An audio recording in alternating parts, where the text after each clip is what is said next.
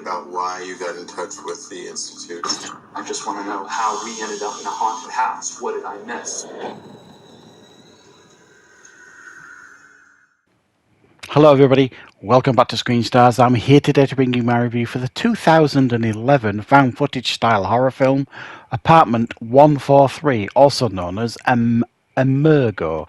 Right, the film is directed by Carlos Torrens and it stars Kyle Lennox, Gia Mantanega, Michael O'Keefe, Fiona Glassett and Rick Gonzalez. Right, okay. The film follows a group of parapsychologists who are invited into an apartment block building, and one apartment in particular, apartment 143. There is a widowed father there living with his two children. He's got a teenage daughter and a younger son. Their mother died some time ago. It obviously had a massive impact on the family, and he has brought in these parapsychologists because they are experiencing some unexplained phenomenon. He wants answers as to why he and his family are going through this traumatic event and why these potential poltergeist stroke ghosts are doing this to his family, because they seem to be following him wherever he goes. They followed him from the last property to this property, and he needs answers. Right, what are my thoughts on Apartment 143? Again, this is another one that I've been getting a lot of recommendations for. I've been seeing a lot of good things said about this one. I've never heard of this one. Obviously, I've never seen it before. So I'm always excited to check out new found footage films. As you know, if you follow my content, I'm a bit of a found footage junkie. And I have to say, this is a really solid found footage outing with some frog in the throat, with some really genuine scares that really work well for the film.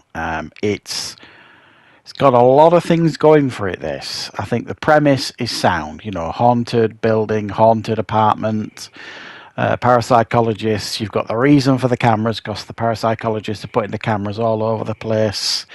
You've got some very strong performances by everybody. I believed every person who they were. The very strong acting. There was even the actor that played the young boy here did a tremendous job. He was very natural.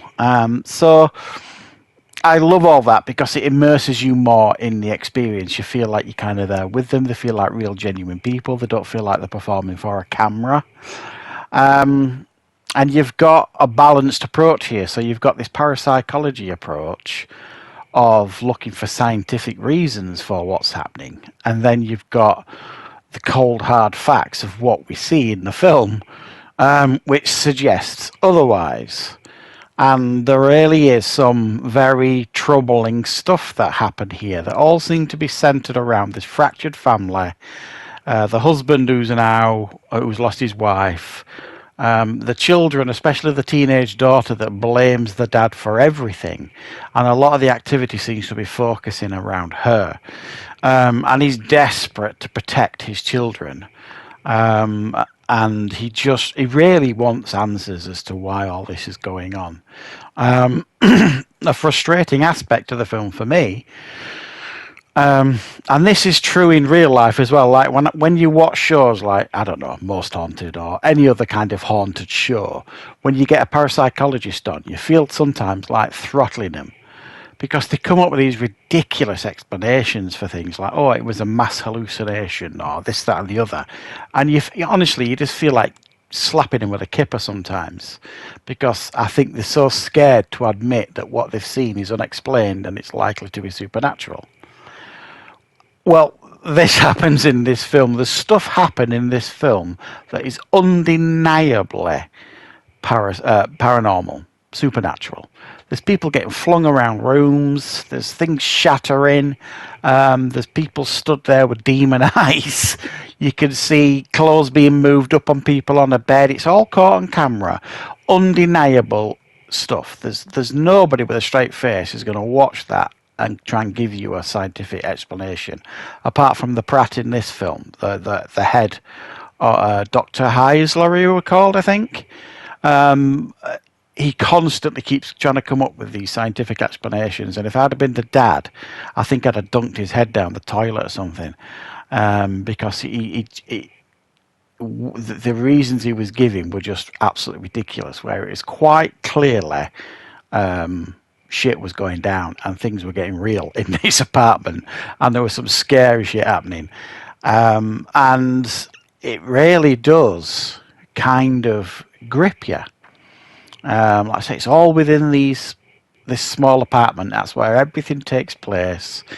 You get some interesting transitions and conversations with some of the characters. Like I say, they feel natural, the conversations. You get difficult interviews with the father and other family members, sort of thing, that kind of add more structure to their characters. And it doesn't hold back in regards to the paranormal activity that you see here. It's almost Grave Encounters in its approach to giving us evidence of the supernatural. And if you've seen Grave Encounters, you know, when you see people who are being lifted up and thrown against walls and all that kind of stuff, it's very, very similar here. And for probably what is a very low budgeted film, I thought the effects here did brilliantly well. They were effective, they did the job, they didn't overdo it. You know, it's not as if, you know, people started spinning their heads and pea soup flying out everywhere. They didn't overdo it. And I think sometimes films like this, or horror films in general, can sometimes overdo it. They feel like, oh, they're onto a good thing with a scare, so they just keep pressing that scare button and you become desensitized to it. You know, you don't really get that here. You get scares. It kind of, you know, spikes along throughout the film, and you get some scares, and you know they happen almost immediately as soon as the parapsychologists turn up. But by the end of the film, it just goes absolutely berserk, which is what you want with found footage. That's usually the thrill ride that you're on when you're watching a found footage film. You want to be on this roller coaster where you're getting those peaks of scares sort of thing throughout, and then it kind of finishes on a high and really, really gets really chaotic. And this film absolutely does it. But like I said, the film leaves you then with frustration, because it kind of leaves you with this parapsychologist spouting twaddle again to everybody. And you're just kind of thinking, hang on a minute, you've just experienced all of that and you're still saying this utter rubbish. So yeah, I had a good time with this. I really, really did. Glad I watched it, glad I found it. If you haven't seen it and you're a found footage fan, for me it is absolutely worth checking out. It ticks a lot of boxes.